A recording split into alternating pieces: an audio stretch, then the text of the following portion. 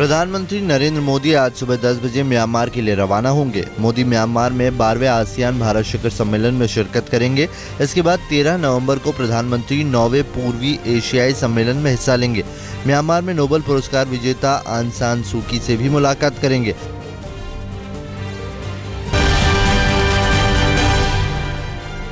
Myanmar से प्रधानमंत्री Narendra Modi Australia और फिजी दौरे पर जाएंगे। पीएम मोदी ब्रिस्बेन में G20 सम्मेलन में शिरकत करेंगे।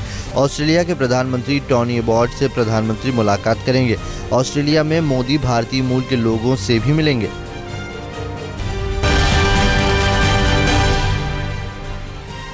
विदेशी दौरे से एक दिन पहले प्रधानमंत्री नरेंद्र मोदी ने मंत्रियों के साथ बैठक की। विस्तार के बाद हुई इस पहली कैबिनेट बैठक में मोदी ने मंत्रियों को कई सुझाव दिए। मोदी ने कैबिनेट मंत्रियों को सलाह देते हुए कहा कि वो राज्य मंत्रियों को सही काम दें और उन्हें प्रोत्साहित करें।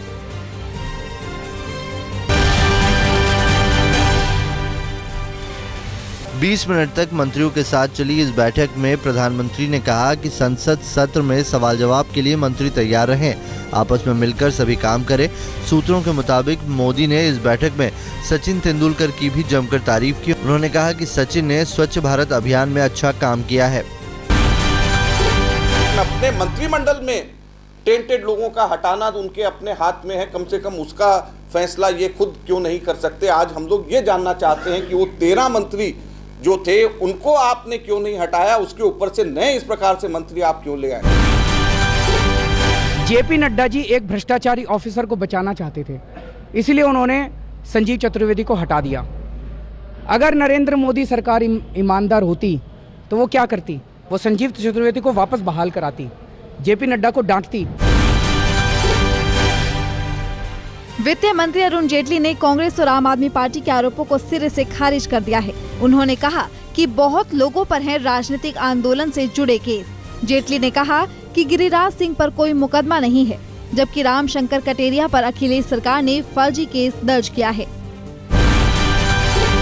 आज कहां से इस तथ्य का गठन कर लिया गया कि इस मंत्रिपरिषद में जो नए लोग आए उनमें से टेंटेड लोग हैं। मुझे लगता है कि क्वालिटी ऑफ गवर्नेंस और नीति का एक दूसरे से वो लोग तुलना करें और सरकार की परफॉर्मेंस के ऊपर बहस करें, और न कि इस तरह की बेबुनियादी बातें जो आज कांग्रेस पार्टी ने अपनी प्रेस कॉन्फ्रेंस में की। दिल्ली में बीजेपी आम आदमी पार्टी के बीच छिड़ी जंग में आम आदमी पार्टी के पूर्व विधायक MS धीर ने मोदी की जमकर तारीफ की है। कहा, मोदी आंधी की तरह आए हैं और लोग बहुत पसंद कर रहे हैं। MS धीर ने केजरीवाल पर निशाना साधते हुए कहा कि पार्टी में कहीं लोकतंत्र नजर नहीं आता। वहीं केजरीवाल ने धीर पर पलटवार करते हुए कहा है कि जिसकी टिकट करती है वो ऐसे ही बोलता है। आम आदमी पार्टी से निकाले गए विनोद कुमार बिन्नी ने केजरीवाल को चुनौती देने का ऐलान किया है। बिन्नी ने कहा है कि नई दिल्ली विधानसभा से वो केजरीवाल के खिलाफ चुनाव लड़ेंगे। बिन्नी ने दावा किया है कि केजरीवाल की जमानत जब्त हो जाएगी। काले धन पर केजरीवाल ने मोदी सरकार को फिर घेरा है। केजरीवाल ने कहा है कि सरकार कुछ चुनिंदा लोगों पर ही कार्रवाई कर रही है। केजरीवाल ने इस सिलसिले में SIT से भी मुलाकात की। केजरीवाल के मुताबिक विदेशी खाता धारकों में 510 बेहद शक्तिशाली लोग शामिल हैं।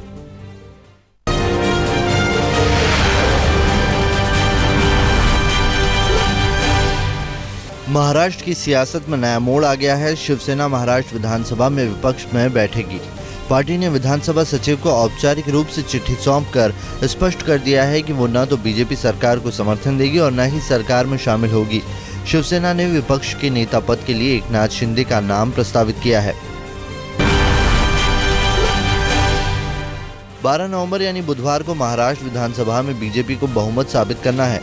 बीजेपी ने बातचीत के जरिए रास्ता निकालने की बात कही है, लेकिन शिवसेना पसोपेश में है। इस बीच एनसीपी प्रमुख शरद पवार ने कहा है कि वो 12 नवंबर को ही साफ होगा कि महाराष्ट्र में स्थिर सरकार है या नहीं। पवार ने कहा है कि उनकी पार्टी के विधायक सदन में उसी दिन तय करेंगे कि विश्वास मत को लेकर क्या करना है।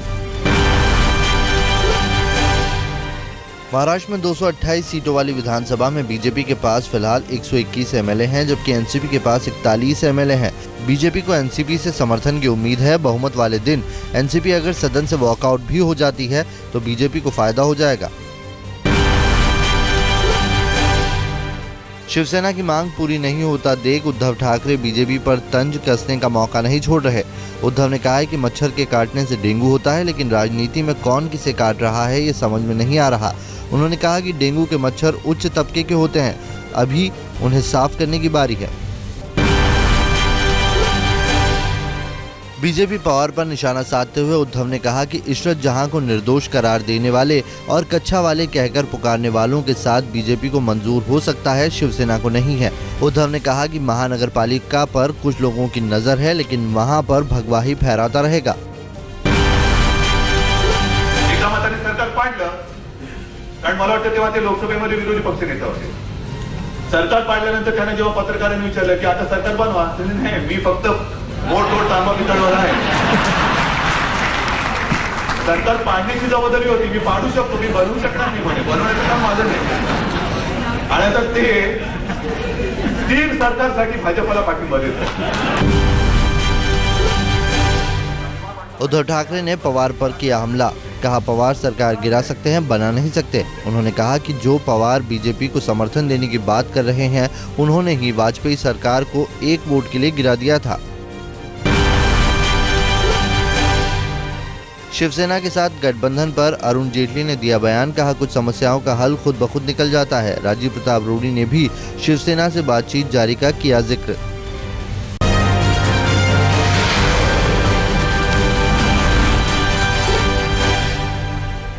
टू जी स्पेक्ट्रम मामले में पूर्व वित्त मंत्री पी चिदम्बरम पर कांग्रेस के नेता और पूर्व कानून मंत्री हंसराज भारद्वाज ने हमला बोल दिया है। उन्होंने कहा कि इस घोटाले के लिए चिदम्बरम ही पूरी तरह जिम्मेदार हैं। उन्होंने कहा कि अगर चिदम्बरम ने वित्त मंत्री के तौर पर सरकारी खजाने का ख्याल ठीक से रखा होता तो ये घोटाला नहीं होता। जम्मू कश्मीर में बीजेपी ने अपने मिशन 44 की तैयारी के लिए लामबंदी तेज कर दी है। इसी सिलसिले में कश्मीर के पूर्व अलगाववादी नेता सज्जाद लोन ने दिल्ली में प्रधानमंत्री नरेंद्र मोदी से मुलाकात की। इस मुलाकात के बाद सज्जाद लोन काफी खुश नजर आए। उन्होंने प्रधानमंत्री को कश्मीर का दोस्त बताया। सज्जाद लोन ने कहा कि मोदी मुसलमानों के दुश्मन नहीं हैं। कश्मीर में नए समीकरण पर सज्जाद लोन ने दो टूक कहा कि वो पागल नहीं हैं जो राजनीतिक खुदकुशी कर लें। सज्जाद लोन के मुताबिक कश्मीरियों का एक छोटा सा हिस्सा ही मोदी के खिलाफ है। सज्जाद लोन ने कहा कि मोदी को विकास पुरुष के तौर पर ही देखा जाता है जो घाटी की तकदीर बदल सकते हैं। लोन ने कहा कि उन्होंने मोदी से श्रीनगर को स्मार्ट सिटी बनाने और वहां नया टूरिस्ट कॉरिडोर बनाने की चर्चा की, जिस पर सकारात्मक जवाब मिला। दिल्ली में ई रिक्शा वालों की परेशानी 1 महीने में दूर हो जाएगी। सड़क परिवहन मंत्री नितिन गडकरी ने यह दावा किया है। दिल्ली हाईकोर्ट की सिफारिशों के मुताबिक ई रिक्शा में बदलाव किया गया है। नए ई रिक्शा का निरीक्षण करते हुए नितिन गडकरी ने कहा कि हाईकोर्ट के मुताबिक हम लोगों ने काम किया है। पंजाब हरियाणा हाईकोर्ट ने सिरसा के संत रामपाल के खिलाफ नया गैर जमानती वारंट जारी करने का आदेश दिया है। कोर्ट ने पुलिस से रामपाल को 17 नवंबर को सुबह 10 बजे तक पेश होने को कहा है। ऐसा न होने पर डीजीपी और गृह सचिव को खुद कोर्ट में पेश होकर सफाई देनी होगी। 2013 में 3 लोगों की मौत और हिंसा के मामले में पुलिस संत रामपाल को गिरफ्तार कर सकती है। स्वच्छ भारत अभियान का सबसे बड़ा पोस्टर सामने आया है। छत्तीसगढ़ के मुख्यमंत्री रमन सिंह ने इस पोस्टर का उद्घाटन किया। 36,000 वर्ग फीट के इस पोस्टर में भारत के अब तक के सभी प्रधानमंत्रियों की तस्वीरें हैं। बताया जा रहा है कि ये पोस्टर दुनिया का अब तक का सबसे बड़ा पोस्टर है।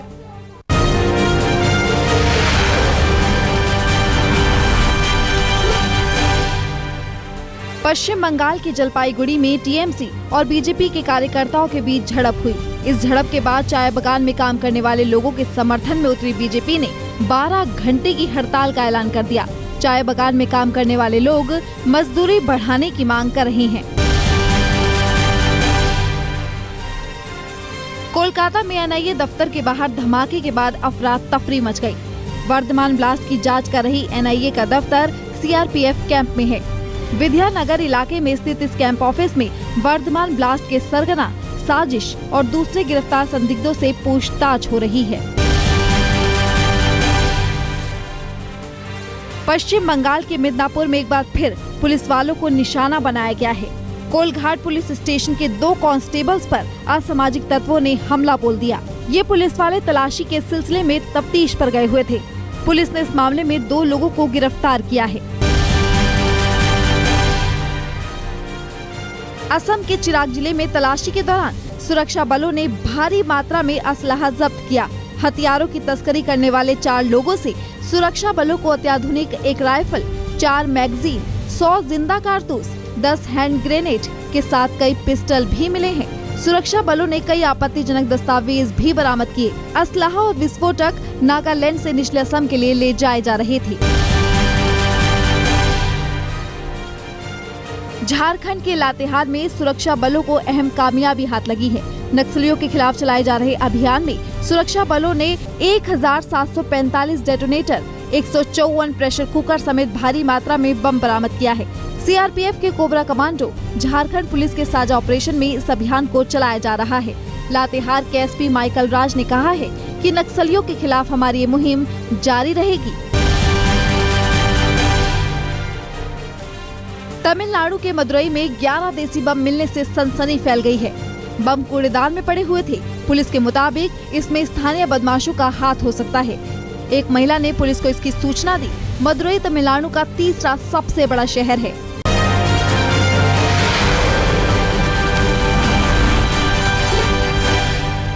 दिल्ली के द्वारका में एक महिला से गैंगरेप का मामला सामने आया है। पुलिस ने 4 आरोपियों में से 3 को गिरफ्तार किया है, लेकिन पुलिसिया कार्रवाई में काफी देर हुई। देरी से लोग सख्ते में हैं। दिल्ली के न्यू अशोक नगर में अवैध शराब का जखीरा बरामद हुआ है। पुलिस ने तस्कर को गिरफ्तार किया है। पुलिस के मुताबिक तस्कर अपने शौक को पूरा करने के लिए शराब की अवैध तस्करी करता था। गुवाहाटी पुलिस ने 9 किलो सोने के साथ 3 लोगों को गिरफ्तार किया है। सोने की कीमत तकरीबन 2 करोड़ 40 लाख रुपए बताई जा रही है। पुलिस के मुताबिक ये लोग कोलकाता से मणिपुर सोना लेकर जा रहे थे। पुलिस ने इन सभी को कामरूप एक्सप्रेस से गिरफ्तार किया है। इंदौर में एक प्रेमी की शामत आ गई। अन्नपूर्णा इलाके में प्रेमी की बेवफाई से बौखलाई प्रेमिका ने सड़क पर ही प्रेमी पर गुस्सा उतार दिया। कभी थप्पड़ से तो कभी लात घूंसों से जमकर पिटाई कर डाली। प्रेमिका इस बात से खफा थी कि उसका प्रेमी किसी और लड़की के साथ बाइक पर घूम रहा था।